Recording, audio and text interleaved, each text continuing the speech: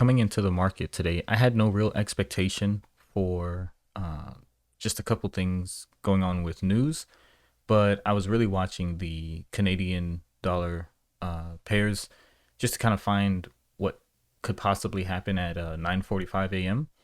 And at the time, Aussie Canadian dollar was the one that looked the most enticing. So I'm just going to break down that trade and how I turned a loss into a win. So on Aussie Canadian dollar, you can see I'm on the weekly chart. And I noticed that we were kind of working off of this weekly key level. And I decided to just drop down into the 4 hour. And off of that weekly key level, I saw that we had this little bit of price action here where we had this 4 hour sell side imbalance. And price had already tapped into that imbalance right here. But we didn't really get follow through past this swing low where external liquidity would be. So instead, price kind of just disrespected the gap entirely and took out the high that was in here. Okay. When I saw this, I was really anticipating lower prices after seeing this bearish candle. So what I did was I dropped down to the 1 hour and I started looking for an entry. After price came back below that swing high right here. So I was watching this on the 1 hour, just looking for some displacement. And what I noticed was price created a 1 hour gap here. I'll show you that. This gap right here. And by the time I came to the chart, this had already happened. So I went to the 15-minute, watching this gap really closely. And I noticed within the 1 hour gap, just above, we had this 15-minute gap. Okay. So I'm just slowly taking it one time frame down until I get an entry. And my idea for this trade was to just go from internal to external. So even though I was looking at a 4 hour sell side gap potentially holding, within that, I saw this 1 hour gap that was looking really good. And I just wanted to go from internal range liquidity to external right here. Okay. And to get into this, this is when I went down to the 1 minute to look for an entry. So when I went down here, I noticed a lot of displacement happening outside of this 15 and 1 hour gap. I'll show you that right now. So I'm watching price here. Okay. And price starts to displace on the 1 minute. And I started making a note of all the gaps that were happening here and here. And when this one was confirmed, this second gap here, going down, technically third, one, two, yeah, second gap here, I put a limit order here and my stop went right above this swing high, right? And I was just targeting that external liquidity from the H1, right? So internal to external on an H1 setup. Once I got tapped into this trade, I was looking at this as a market maker sell model, right? So we come up, hit a key level, smart money reversal, and then completion below the original consolidation. But many times what you guys will find is the reason your sell model or buy model will not complete is if price hits some type of PD array and it holds, and price will continue higher instead of completing your model. And I was not paying attention to the 15-minute at this time. And that's exactly what happened for my trade. So I'll play this out. You see everything looks really good for the trade right now. But we hit something on a higher time frame and it cancels my trade out and I exited right up here.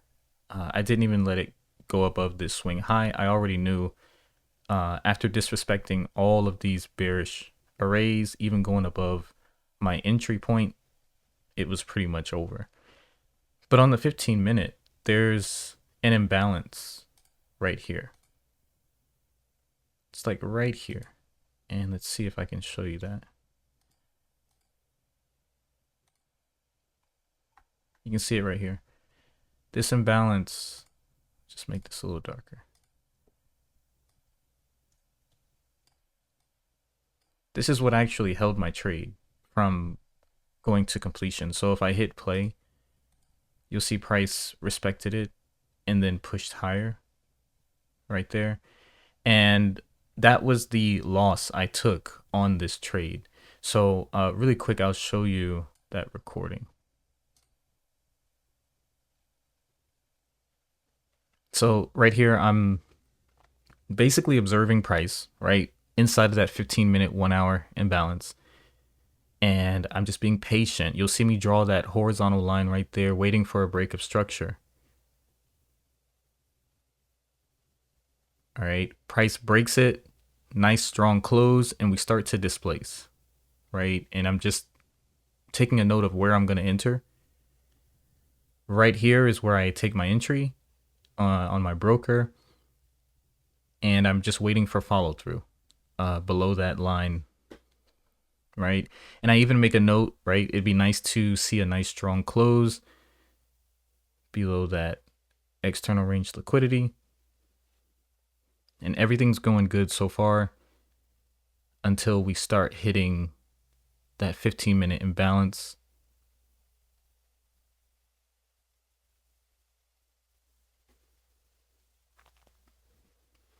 I was making a note that on the funding traders prop firm, the spread was just so wide that I could not go to break even here because I just would have been stopped out by the bid price. Price starts to turn around here. And I'm thinking that, okay, we're just taking out the high that went into that 1 minute gap to resume going lower. But no, price just kept marching higher. And this was the trade that I lost. But I'll show you what happened after this. After I got out of this trade, you can see the damage here, $258.20 was a loss. What I was looking at was how price was marching back up from that 15-minute imbalance, right? What I noticed was after we came out of this 15-minute area, these two down close candles right here, were the ones that were holding 1 minute price action, right? And then we expanded back into that H1 sell side imbalance. The moment that this gap right here formed and got confirmed, I knew where price wanted to go. And it's really weird that I say that, but I would say this is like 4 years of watching price action that I knew what price wanted to do. The very moment that we got this gap, I knew price wanted to do something like this. It wanted to go here.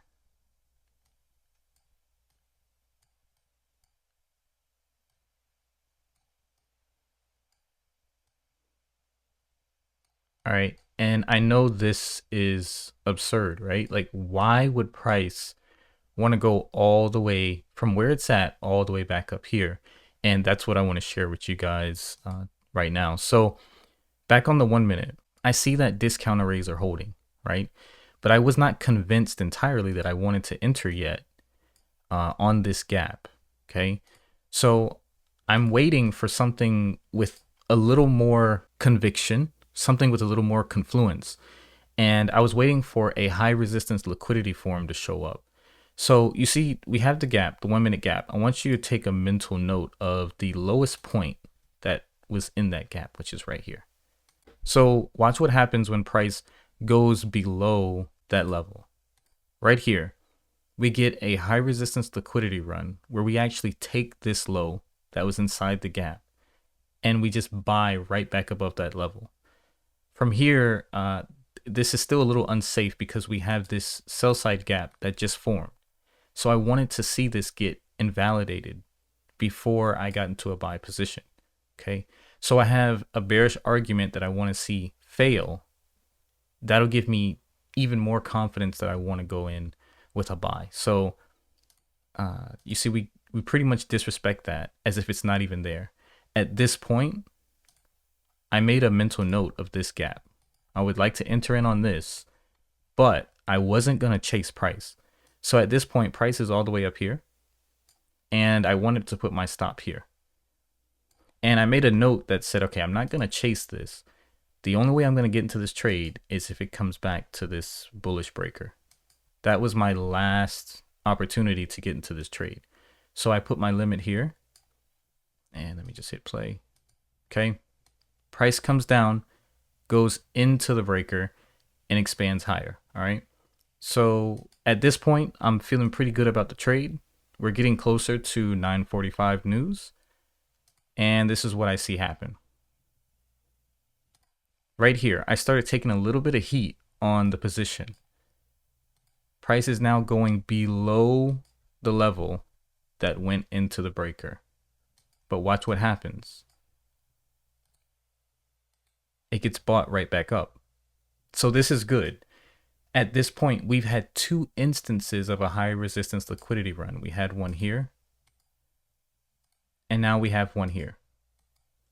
These two things happening right before 9:45 news led me to believe that news would be completely one-sided, meaning the delivery is just going to go one way. And because we kept taking sell side liquidity, that led me to believe that it was only going to go buy side. Okay. So hitting play, going into 9:45, price starts to creep back down towards what it just took out of the market, right? Liquidity has already been taken out. Why is price coming back down here? It shouldn't do that, right? So I made a note saying, all right, if we take out this low, I'm going to exit my position from here. But if we can stay above it, I'll stay in the trade. And 9:45 hit right on time. Boom. And it was completely one-sided, okay? And if I go out to the 4-hour, you'll see where the target came from. At the beginning of the video, I said that I noticed that we had this 4-hour level that took out the high that was already inside of a 4-hour gap. This 4-hour trade, right, internal to external, it never followed through. Okay, so this should have been a sell model in itself. But seeing that failure on the lower time frames led me to believe that price was still seeking liquidity, and that's why I targeted this high right here. And that's how the trade went. And here's the recording for that. It's WT Broads. Orchid.